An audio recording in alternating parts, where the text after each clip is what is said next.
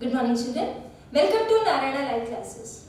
Now we shall do Key for Assignment 6, which is based on Unit 6 B reading the poem Where the Mind is Without Fear by Gurudev Rabindranath Tagore.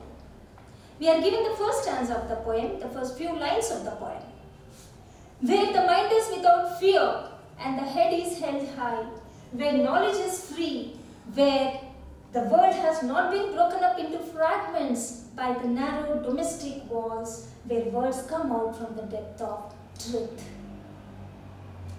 So, based on these lines, we are given some questions to answer. The first question is, what prayer does the poet make for his countrymen in the first line of the poem and why? The poet prays for his people, the people of his country may have no fear in their minds. He makes this prayer as this poem was written during the colonial rule in India, when India still was under the British rule, when radical thoughts and free-spirited people were repressed. So there was a need for motivating these people and waken up their sleeping spirits. So this prayer he makes to the God. The second question, what does the expression mind is without fear and head is held high mean? The poet says that no countryman of his should live in fear on his mind at all times. Instead, they should hold their heads high fearlessly and have confidence in themselves. Okay, they should not be afraid of anybody and they should always have confidence in themselves and fearlessly they should face in their lives. When knowledge is not free, what will be the impact?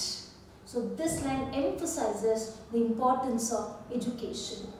When knowledge is not free, people who are poor will not get the right education and will become a thief or a laborer and will decrease human capital and economy of India. So these are the consequences of not getting right education. Fourth question, what breaks the world into fragments? Okay, the line is where the world has not been broken into fragments by the narrow domestic walls. How walls divide our house.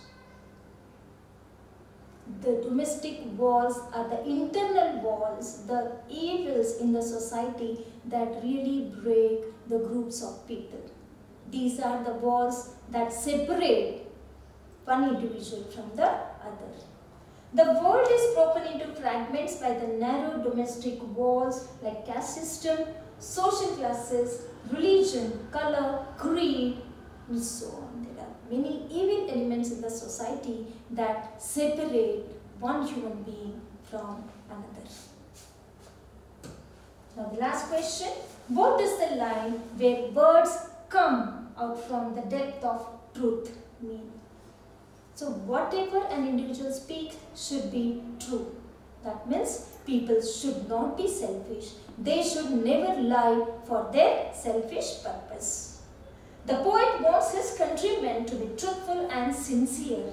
They should not tell lies or be hypocrites. They should speak what they feel and should be guided by clear thinking in any matter. We lie when we are selfish. When we are guilty, then we lie.